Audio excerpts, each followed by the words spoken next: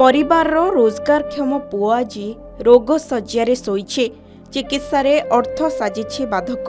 Redhakhol block कदलीगौड़ panchayat अंतर्गत Mahatpur grammar गरीब खटिकिया श्रेणीर 30 वर्षीय युवक प्रमोद नायक मारात्मक जख्मा रोगरे पीड़ित होई जीवन सह संग्राम करुछन्ते। परिवार मुख्य प्रमोद को छाड़ी घरे तांको स्त्री आउ दुई झियो अछन्ते। तांको छड़ा परिवार रे आउ रोजगारक्षम केही नाहंते। स्वास्थ्यावस्था तांकर संकटापन्न। देह हाथ गोड़ सबु सुखी जाइछे।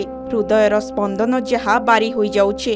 अधिकांश समय खटरे सोई रहुचन्ते। आशाकर्मी भरोसा रे चिकित्सा चलीछे। चिकित्सा पाई गले कदलीगौड़ बौद्ध नहेले रेढ़ाखोल डाक्तरखाना छड़ा अन्य केउ बड़ डाक्तरंक पाखकु जाई व्ययबहुल चिकित्सित हेबाकु तांकर संबल नाही। सरकारी सुविधा कहिले एकमात्र राशन कार्ड रे मिलुथिबा 15 किलो चाउल छड़ा अन्य किछि नाही। स्वास्थ्य कार्डटीए आज पर्यंत मिली पारि नाही। भाग भाग अनुजाई तांकर स्वास्थ्य कार्ड आसीबो बोली तांको कुहा जाइछे।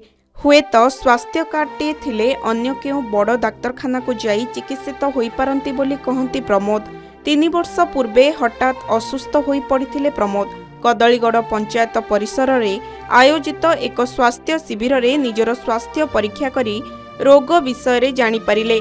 डाक्तर किछि औषध देबा परे आशाकर्मी घर को आसी 6 मास औषध खाइले भल होई जिवो बोली कही मागणा रे औषध जोगाई देइथिले। एहा परे औषध बंद कर दिया गला। किछि दिन स्वास्थ्यावस्था रे किछि उन्नति परिलक्षित होइथिला। परे पुणी थरे अवस्था बिगिड़ी जिबारु किछि टंका जोगाड़ करी मानेश्वर डाक्तरखाना को जाई चिकित्सित होइथिले। अर्थाभावरु परे आउ जाई परिले नाही। एबे तांको बांती रे रक्त पडुछि। आशाकर्मी को कफ परीक्षा पाई दिया जाइछि। तथ्य किछि आसी नाही। तांको अपेक्षा रे अछु बोली कोहभरा कंठरे स्त्री प्रतिमा कहिसंती। प्रमोदक उत्तम चिकित्सा निमंते सहायतार हाथ बढ़ाइबा पाई सरकार प्रशासन स्वेच्छासेवी संगठन समाजसेवी और बदान्य व्यक्तिविशेष मानको तांको स्त्री प्रतिमा नायक निवेदन करिसंती। केंती हला बोले कि बांती जन हला तो ब्लड बांती हिगी जते छाती दग दगी पूरा चाला कोसिनी जे तावरे ते टीबी बारजी बोली मेरे जानली आला मेडिकल गली बोले केते वर्ष हला नाइडा एटा 3 वर्ष बोले माने के चिकित्सा केंदी हो जता में सब केंदी चिकित्सा बोले तो बहुत रे चिकित्सा हितले आगो थरो इथरो कोदरी गळे देथली कंफ आ रेढ़ाखोल के अलगा को बड़ मेडिकल को जाई सके नहीं। बड़ मेडिकल को नाही जाई पहिलो बोले काहे लागि नाही जाई परवा को कारण बोले तो पैसा पत्र असुविधा का करो सरकार तरफ बोले गाना पाई जा बोले खाली रेशन कार्ड गुटे पाई जा हेल्थ कार्ड गुटे नाही। आ किस्ती आइबा बोली बोले से कोई जा आइबा बोली कोई जा सने किस्ती आइबा बोली कहले सबने नाही सब फेसबुक पे आइबा बोली कहितला।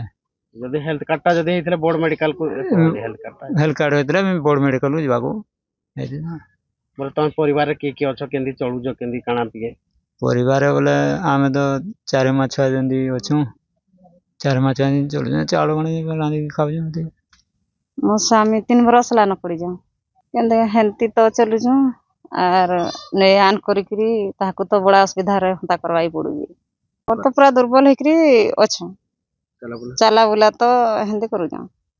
सरकार तरफ रो बोले तो चावल आधार कार्ड हटा को अछि सब आधार कार्ड रेशन कार्ड और खाली हेल्थ कार्ड नहीं ना 15 किलो पैसा ए घरे इने आमे मु स्वामी मुई आम छा माने अछु 4 जन। हां हेल्थ कार्डटा है जेता बोले भल हता। अर्थ साजिची बाधक सरकार को अपेक्षा रे प्रमोद को परिवार सरकार को तरफ केवल पाइछंती राशन कार्ड। परिवार रे अछंती 4 जन सदस्य पाउछंती केवल 15 किलो चाउल। सरकार को गुहारी करिछंती प्रमोद स्वास्थ्य कार्ड पाई। स्वास्थ्य कार्ड पाइले से बड़ मेडिकल रे चिकित्सित होई पारिबे बोली आशा रखिछंती। देखा जाऊ सरकार केभे प्रमोद को स्वास्थ्य कार्ड देउछंती देखिबाकू बाकी रहिला। संबलपुर रेढ़ाखोल जसवंत नारायण साहू को रिपोर्ट के न्यूज ओडिशा।